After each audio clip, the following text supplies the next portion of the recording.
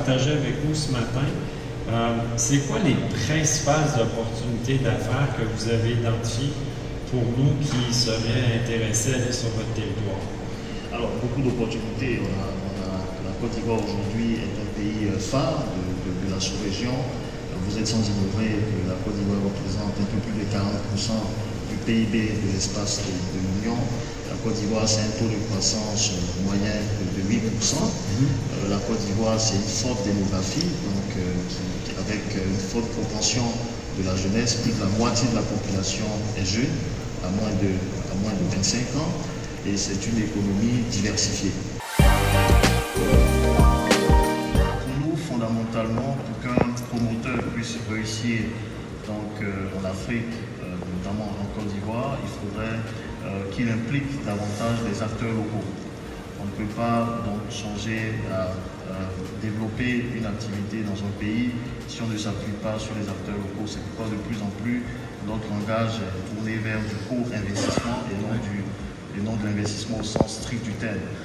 Parce que voyez-vous, les acteurs locaux sont ceux-là même qui connaissent les spécificités donc, du marché, qui connaissent les réalités du marché et qui sont disposés aussi à mettre un capital donc, de départ, de sorte à pouvoir aller de l'avant avec ce partenaire donc, étranger qui arrive. C'est ça la spécificité de la Côte d'Ivoire, c'est que nous accueillons donc, un maximum d'investisseurs étrangers qui transigent, qui font un certain nombre d'opérations. Tout se passe bien, c'est un pays libéral, très capitalistique. Mais de plus en plus, ce qu'on souhaiterait, c'est que ces investisseurs-là puissent impliquer davantage les acteurs locaux. Le but aussi de sensibiliser l'ensemble des entreprises qui veulent transiger avec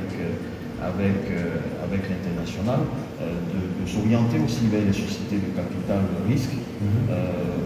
Ce n'est pas très développé dans nos pays, il n'y en a pas assez, mais c'est des structures qui permettent de rentrer dans votre capital et qui apportent non seulement des ressources stables sur une longue période, mais aussi apportent de l'assistance, de l'accompagnement, parce qu'on dénote aussi des problèmes non seulement de formalisation, d'organisation, de management, et cela représente aussi un atout important que ces structures de capital risque peuvent apporter à de nombreuses entreprises. Merci.